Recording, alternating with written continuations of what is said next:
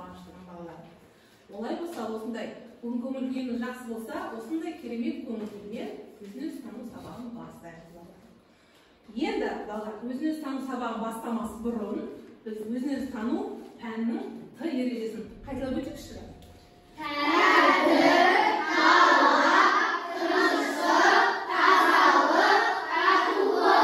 Жарайсыңдар. Енді балалар, биыл Ыбырай Алтынсариннің 180 жылдығы болар, барлығымыз білеміз.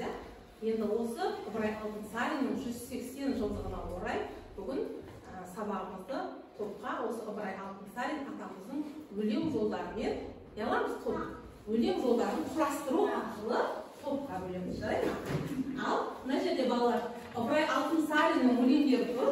Осыдан бір бүледен алайықшы. Бір бүледен аламыз балалар.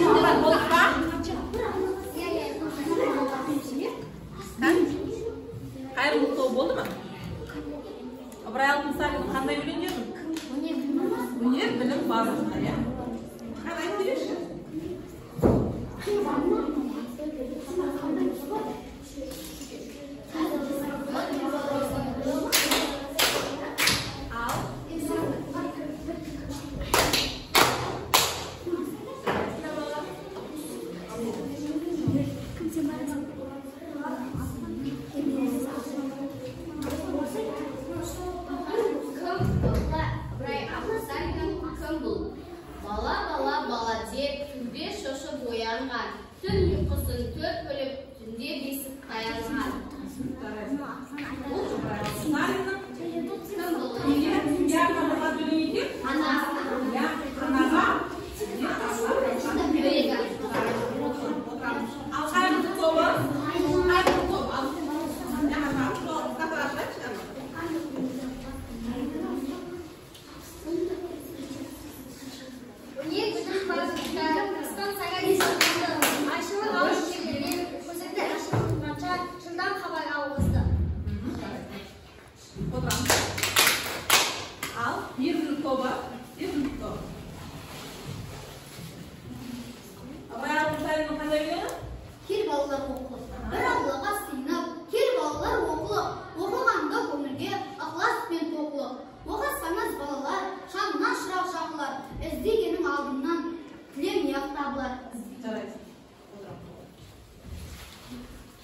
Ал енді балалар, топқа бөлініп болса, енді тыныштық сәтін өткіземіз. Кәні балалар барлығымыз көзімізді жұмып, столда тіке отырып,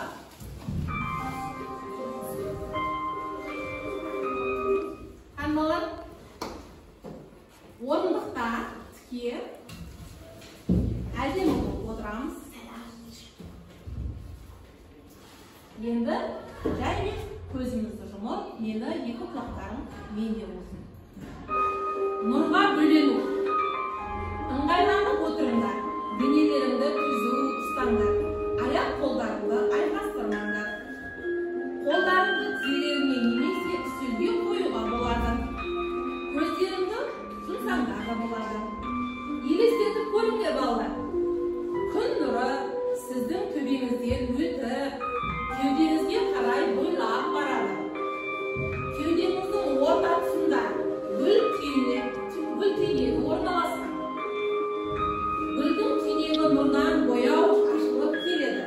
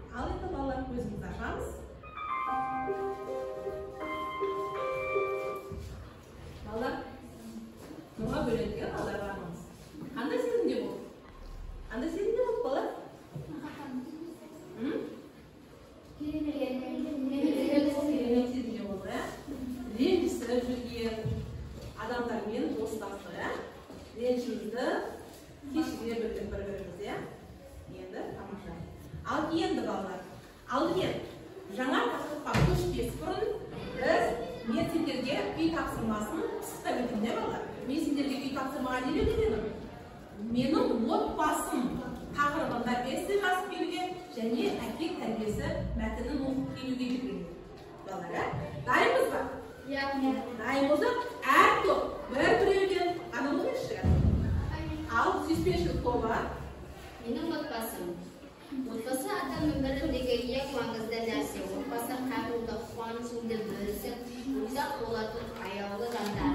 Отбасы тірлігі, сүйіспеншілік, бірлігі мен және сенімді. Отбасы жоқ адам қанатсыз құспен тең. Мен бақыттымын, себебі менің отбасымда қасымда. Иә, жарайсыңдар. Ал екінші топ. Асылхан, оқытшы. Мен өзім отан отбасынан басталады деп бекер айтқан. Әрбір адамзаттың алтын ұясы деген сөзді естісе, отбасы есімізге түседі. Бала отбасы әкеден ақыл алады, мейірім алады. Мен өз отбасымда мақтан тұтамын. Біздің отбасымыз үлкен отбасы десе де болады. Мен өз отбасымды жайлы айтқым келеді. Менің отбасым 9, менің отбасымда 9 адам тұрады. Мен бақытты баламын. Иә, жарайды. Ал мына мейірімділік тобы кім айтады? Кім айтады? Отбасын жайлы айтып өтейінші? Ең басты денсаулық дегенде мен жақын жандарымды аман есен көргенде өзімді бақытты сезінемін. Ата-анамызды ешқашан ауырмасын дегім келді. Жарайсың. Ал Татоқтан кім айтты? Жарқасын айтып кетші саған сендер. Менің атым Жарқасын. Менің отбасым өте жақсы. Менің отбасымда ешкім ауыртпайды. Менің отбасым 8 адамнан тұрады. Жақсы отбасы ешқашан ауыртпайды. Бір-бірін жақсы көреді. Менің отбасымды жақсы көремін. Жарайсың. Ал енді балалар, сендер өздеріңді қай кезде бақытты сезінесіңдер? Ақылжан айтады. Ақылжан айтыңызшы. Қай кезде сен өзіңді бақытты сезінесің? Отбасымен. Отбасымен қайда болғанда? Бірге болғанда бәрі отбасында қасымда сезінетін едім. Алыс жерге барғанда. Аслан, сен қай уақытта сезінесің өзіңді? Мен отбасымда бір-бірімен бас қосқанда және бір-бірінің тегін жол болғанына өзімді бақытты сезінемін. Ал Әсел, сен қай уақытта өзіңді бақытты сезінесің? Үйде және де бір дастарханның басында отырған кезде өзімді бақытты сезінемін. Балалар, өздеріңнің жетістіктерімен, ата-аналарымен бөліскенде сендер өздерің бақытты сезінесіңдер ме? Иә. Өзіміздің жақсы білім алып, мысалы естік алып, жоғары дәрежеде өзімізді көрсеткен кезде біз өзімізді бақытты сезінеміз балалар. Енді үйге тапсырма берген ме? Әке тәрбиесі деген, балалар, естеріңде ме? Есімізде дайындалып кетіп қой, ал енді осы әке тәрбиесі мәтінінен сендерге сұрақ. Әкесі кішкентай бауыржанды қандай әдептілікке үйретті? Кім айтады? Ал? Әкесі кішкентай бауыржанды сәлем беру дәстүріне үйретті. Сәлем беру дәстүрі туралы тағы не білесіңдер, балалар? Ал? Ең бірінші біз үлкен адамдармен бірге жүргенде амандасса, олар мына бала жақсы әкесі мен анасы нақты тәрбие және ең ақылды тәрбиелерді берген дейді. Сол арқылы біз өзіміз жұртқа және өзіміздің достарымызға солай көрген екенбіз. Ал енді балалар, өз отбасыларына қонақ келгенде қандай дәстүрлерді сақтайсыңдар? Ердәулет айтыңызшы. Біз отбасымызға қонақ келгенде ең басында қонақпен амандасып, содан кейін қонақтың қолына су қойып, онымен амандасып, жақсы көңілді болып күлімдеп қарсы алуымыз керек. Сонда ол сенің әкең жақсы тәрбие берді, сенің әкең жақсы адам, және сен де жақсы адам олар сені тәрбие береді. Енді балалар, бүгінгі сабағымыздың тақырыбы отбасы.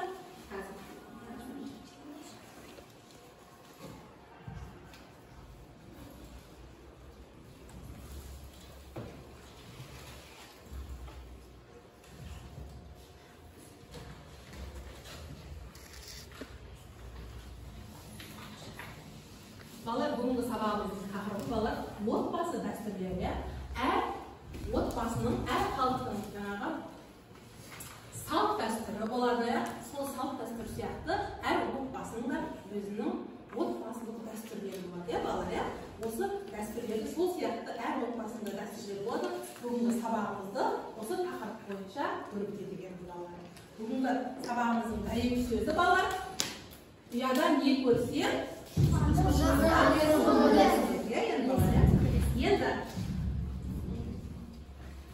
отбасында қандай тәрбие, өнеге алса, ұшқанда ілерсің деген сөздің мағынасын біледі. Ал кім айтады? Кім қосады? Ұяда не көрсең, ұшқанда соны ілерсің деген нақыл сөздің мағынасын кім қалай түсінеді? Ал ұяда не көрсең, ұшқанда соны ілерсің деген мағынасы. Сен кішкентай кезінде ата-анаңнан қандай тәрбие көрсең, үлкен болғанда ата-анаң сияқты боласың. Дұрыс айтады. Ал айтамыз.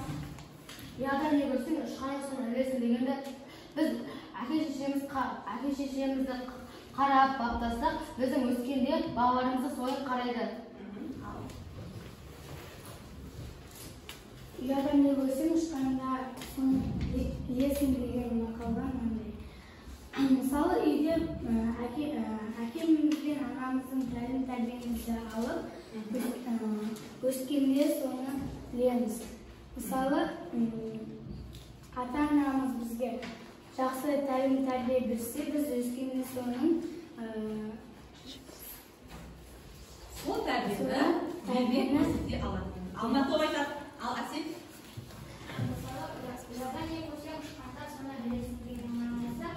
Біз әке-шешемізден қандай, мысалы, бізден кішкентайлар қандай іс-қимылдарды үйретеді, тура сол сияқты бізде ата-анамыздан қандай тәрбие аламыз, оны да бізден кейінгілер қарап содан көріп, өзі сияқты ұрпаққа біз бере алады екенбіз. Ал енді сендерге видео көрсетейін.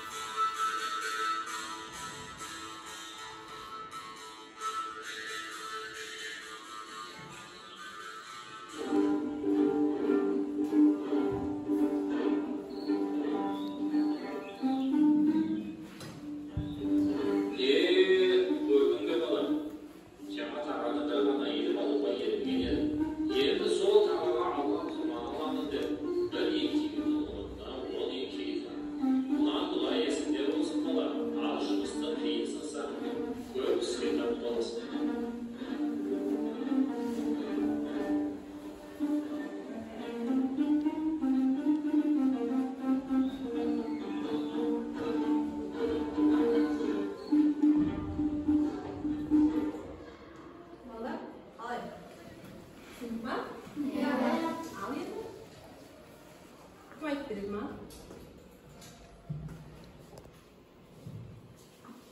Фильмнің соңында балалар, фильмнің соңында аз жұмысты қиынсынсаң, көп жұмысқа тап боласың деді. Ал айтыңызшы.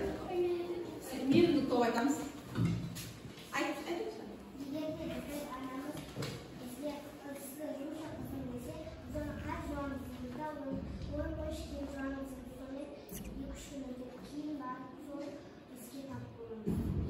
Аз жұмысты қиынсынсақ балалар. Ол жұмыстың үстіне және жұмыс қосылады, көп жұмыс қосылады да кейін аз жұмысымыз көп жұмысқа тап боламыз балалар. Ал тағы кім қандай ой бар? Ал қарақат. Анамыз бізге үй жина деп кезеді, ал біз жинамай кейін жинай саламыз дейміз. 1-3 күн өткен соң біз үй жинағанда үйіміздің шамдары көп болып, оны жинау қиын болады бізге. Тағы кім қалды не отырды? Ал Мысалы және әкесі бір тағанын алуға баласы алшы балам деп айтқан баласы енді бола алмады. Ал сол тағанның ақшасына құрма сатып алған еді, орнына бір екеуінің орнына 10 еді. Ал енді балалар, мына топ ішіне сілемейді қой, қайымлы тобы. Ешнәрсе айтпады ғой балалар? Айтайықшы қай өзіңіз? Енді? Біз бағана әкесі баласына сынған бір ескі тағын алшы демек баласы алмады. Өйткені баласы оны ескі ол жарамайды деп ойлады. Бірақ әкесі оны ұстаға апарып жөндетті де. Жөндеткен жоқ, ұстаға өзі берді. Ұста оған өзінің тиын берді. Содан ол ақшадан әкесі өзі құрма сатып алды. Содан кейін баласы оны көріп жегісі келген әкесі жерге құрмаларды тастап кетті. Сонда ол жай еңбекті істемеді. Бірақ еңбексіз ештеңе болмайды дегенде. Еңбекті біз бағалауымыз керек. Дұрыс айтасыз. Естеріңде болсын балалар. Әрбір бала тәрбиені өзінің отбасынан алады екен балалар. Отбасында қандай тәрбие алса, сол тәрбиені біз көрсетеміз. Түсінікті ғой, иә? Баланың туған кезінен бастап есейгенге дейін не алады екен? Үлкейіп есейгенге дейін уақыт аралығында оған тәрбиені ананың сүтімен және әкенің қанымен келетін тәрбие. Түсінікті ғой, балалар? Ал енді шығармашылық жұмыспен әр топ жұмыс істейші балалар.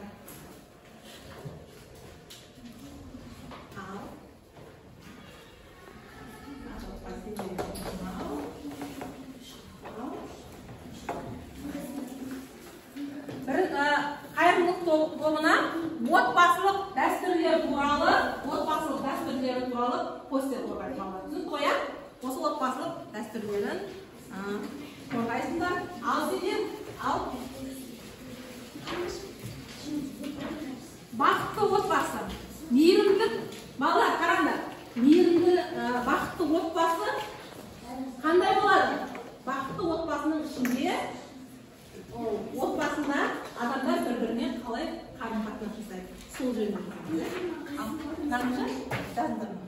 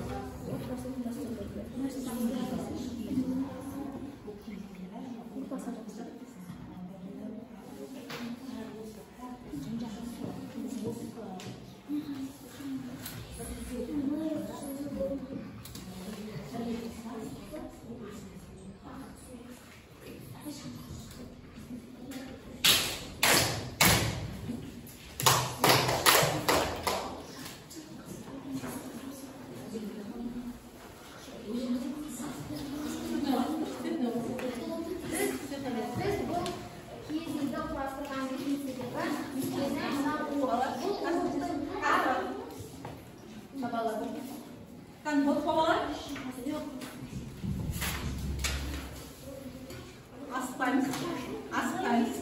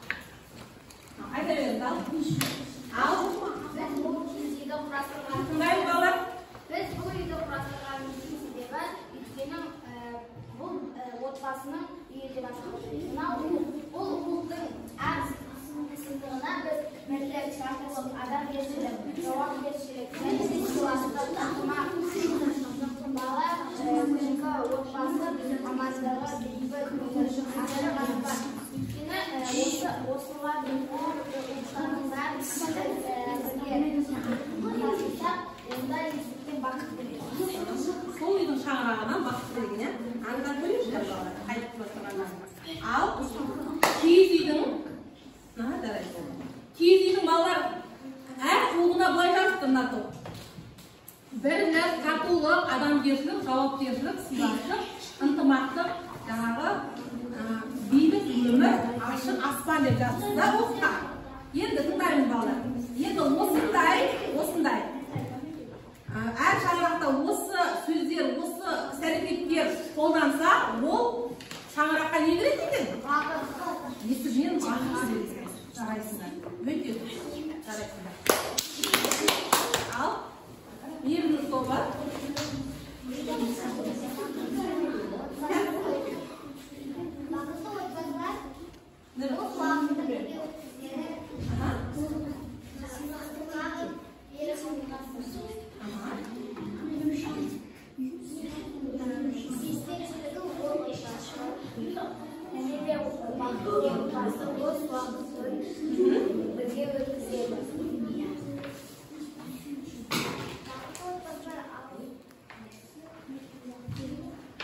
Бақытты отбасы қиыншылықпен де қуанышпен де бірге өседі. Тағы? Бақытты отбасы біз отбасымыз бақытты отбасы сүйіспеншілігі мол отбасы болады. Дұрыс жарайсыңдар балалар. Еңлікті былай жазды балалар. Бақытты отбасы деді, да? Енді бақытты отбасында не болады? Қараңдар бар. Бос уақытты бірге өткізеді екен бақытты отбасы. Және сүйіспеншілікте бір-біріне деген сүйіспеншілігі мол болады екен, иә балалар, иә? Ал енді қиындықты және қуанышты бірге бөліседі екен. Өте дұрыс, иә? Бақытты отбасы, берекесі бар отбасы, өмір болған кейін қиыншылық та болады, қуаныш та екеуі қатар жүреді балалар. Соны бірге бөліседі екен балалар. Ал енді ауызбіршіліктері мол болады екен, ынтымағы берік отбасы болады екен. Жарайсыңдар. Өте дұрыс. Ал келеміз.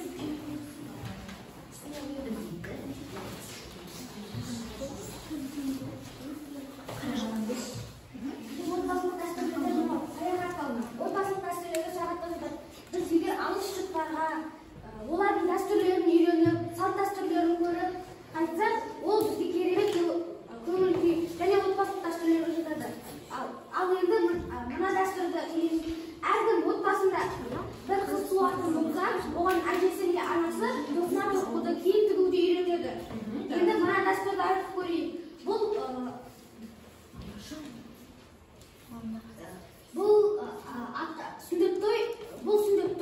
Бұл сүндет тойда бір баланы жасы 6-10-дардан асқан кезде баланы сүндет тойға отырғызады. Сүндет той қазақтың ежелгі тойларының бірі. Сонымен қоса сүндет тойда баланы атқа отырғызып келеді. Дұрыс айтады балалар. Сонымен қоса енді мына тұсаукесер айтып көрейік. Тұсаукесерде бір ақсақал шығып, бір баланың аяғынан, бір кішкентай бөбектің аяғынан ала жіп байлайды. содан кейін бөбекті қасынан екі ағасы не екі әпшесі шығып оны алып келеді. Сонда солай кеседі. Балалар не үшін ала жіп байлайды? Балалар кім айтады? өйткені ала жіпті кішкентай кезінде сауын кесіп жатқан ала жіпті байлайды екен.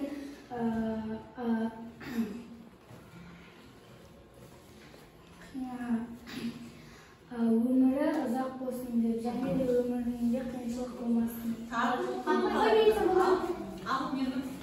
жіп байлау ол ешкімнің ала жібін аттамай өзінің еңбегімен барлығына жетсін дейді. Ол өз еңбегімен жетсін, жарайсың. Ал өзін еді? Негізінде бұлардың бәрі айтып жатқаны дұрыс. Өйткені ең бірінші ала жіп егер қыздың аяғына ала жіп байлайтын болса, ол біреудің босағасына бару емес, өзінің еңбегімен тапқан нанын жейді. Сонымен қоса өзі бала шағалы болған кезде сол дәстүрлерді қолданады. Сол арқылы. Балалар, енді мына қайырымдылық тобы керемет мына суреттер жарыстырып да балалар. Мысалы, әр отбасының өзінің салт дәстүрі болады дейді, әдет дәстүрлері болады дейді. Мысалы, мына мысалы отбасында сүндетке отырғызып баланы, оны 10 жасқа толған кезде не болады балалар? Атқан өзінде, енді боз бала болып деп, ежелден келе жатқан салт дәстүр екен. Одан кейін, мына өсіп келе жатқан жас қыздарға әжелері, аналары қол өнер дәстүрін үйренген. Оны кез келген жанұя үйрете бермейді балалар. Ол өнерді өзі отбасынан отбасына тігін тігетін апалар, әжелер өзіне кейінгі ұрпақтарға көрсетеді. Ал енді тағы да отбасылық дәстүрлердің бірі тағы да отбасымен саяхатқа шығу. Саяхат өте ежелден келе жатқан дәстүр. Мысалда біз бір елге барайық, ол жердің салт дәстүрін үйреніп, сол жерді көреміз. Өте дұрыс. Отырамыз. Жарайсың. Ал енді балалар.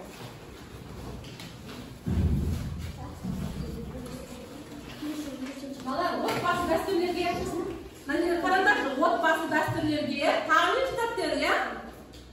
Туған күн апай айтайықшы, балалар. Айтайықшы. Ал, енді отбасылық дәстүрлерге тағы да туған күн жатады. Туған күнде барлық адам жиналып, көңілді күйде болып, өзінің туған күнге арнайы жолдамалары болады. Сонымен қоса біз туған күнде тілек айтамыз. Егер туған күнде біз көп адам жиналмайтын болса, ол көңілсіз, көңіл күйде болып қалуымыз мүмкін. Тағы да, қандай отбасылық дәстүр бар? Салт дәстүр? Натоқ айтамыз, сеспейді айтамыз. Отбасылық дәстүрге сонымен қатар біздің беташарымыз жатады. Ол біздің жақындарымыздың көшіне келіп түскен деп аталады. Тағы да. Ал айт. Мысалы отбасылық дәстүрге Құдай тамақ беру жатады. Ол Құдай тамақ беру ол ежелден келе жатқан біздің салт дәстүріміз болып саналады. Балалар, Құдай тамақ деп айтпаймыз балалар. Ас беру деп айтамыз, балалар. Ас не үшін береді? Біздің бұл дүниеден өтіп кеткен ата бабаларымызды еске алу асы балалар. Өзінен кейінгі ұрпақтары еске алады. Ал енді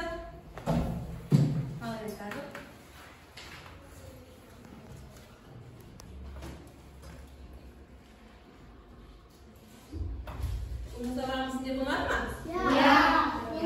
Отбасылық дәстүрлер білетін болып қояды. Отбасылық дәстүрлер тағы да мынандай түрі бар екен. Отбасымызбен мәдени жерлерді аралап келуге де болады екен. Мысалы, қазір Түркістан қаласына барса, ол жерде Ахмет Яссауи сол кесенесінің бары, соның тарихымен танысып келуге де өте ата-анамызбен мұражайларға да барсақ болады екен. Енді қазір барлығымыз қосылып ән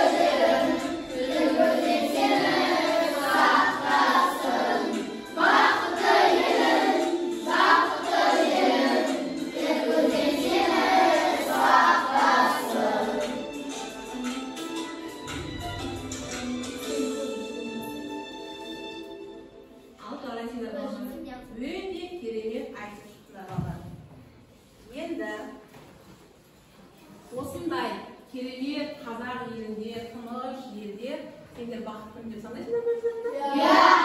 Keremет отбасыда тәрбиеленіп жатсыңдар, Құдайға шүкір. Енді өзімізден кейінгі ұрпаққа жақсы өзіміздің отбасылық дәстүрлерімізді үйретуге әрекет етіңіздер. Және өзіміз де сол отбасылық дәстүрді ұмытпай үнемі ұстап жүрейік балалар. Ал енді балалар, бүгінгі сабақтан не ұнады? Сабақ қайсысы ұнады сіздерге балалар? Сабақ ұнады ма сіздерге? Иә. Онда ұнаса балалар, әрқайсымыз өз пікірімізді жазайық. Маған сабақтың қайсысы ұнады? Бір-бірден аламыз.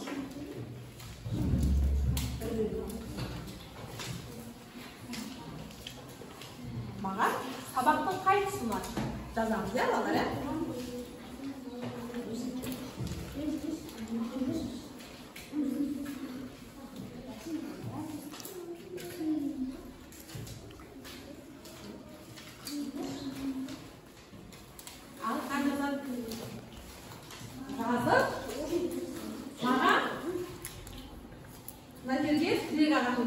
Және балалар, біздің өзіміздің ішімізде жүрген арман тілегімізді жазылған тілек арасына іліп қойыңызшы.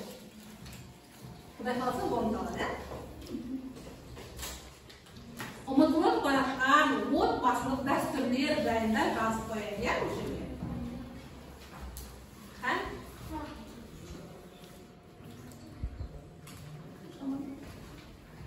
Сабақтың қайсысы ұнады?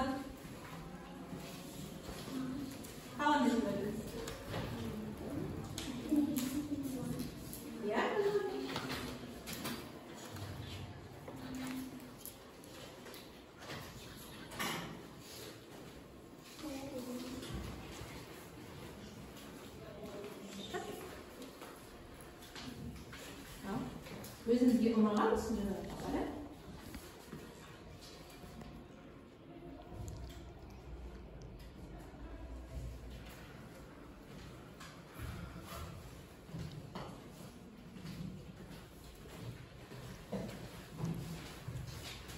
Ал, не арасында іліп қоямыз.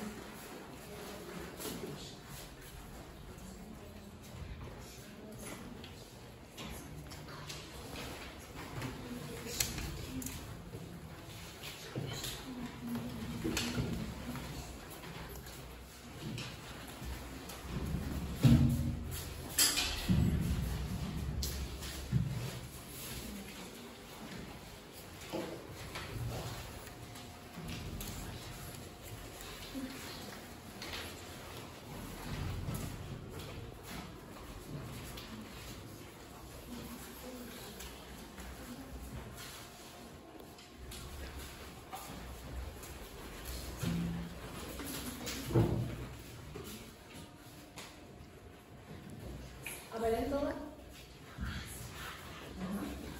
Karena ağaçını da sık koyuyorlar. Vay.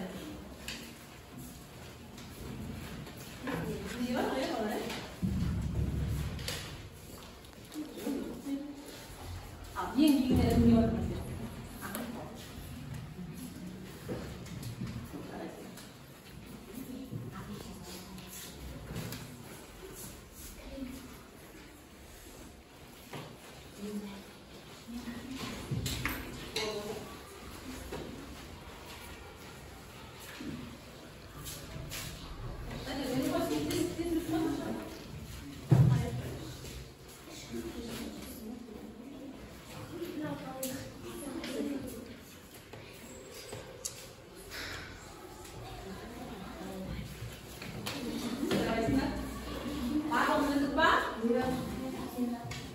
Umutlu barınlıklar, özümüzün әрқайсымыздың отбасылық дәстүрлеріміз бар. Иә.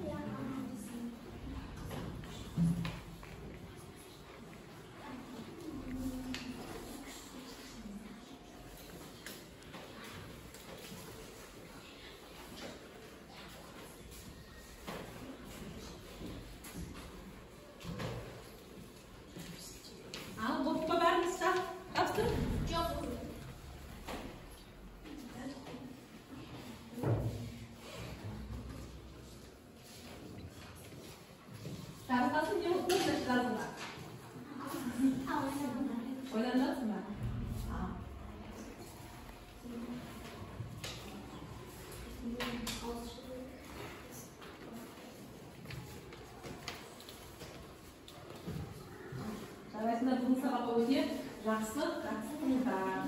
Өте рахметімді айтамын. Ал бүгінгі сабақ түсінікті болды ма балалар? Иә. Бүгінгі сабақта не оқыдық біз? Дәстүрлі тәлім тәрбие.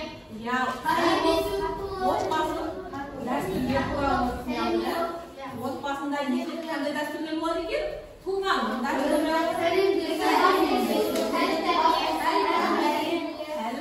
әр бала тәлім тәрбиені, отбасылық дәстүрді өзінің отбасынан алады екен, иә?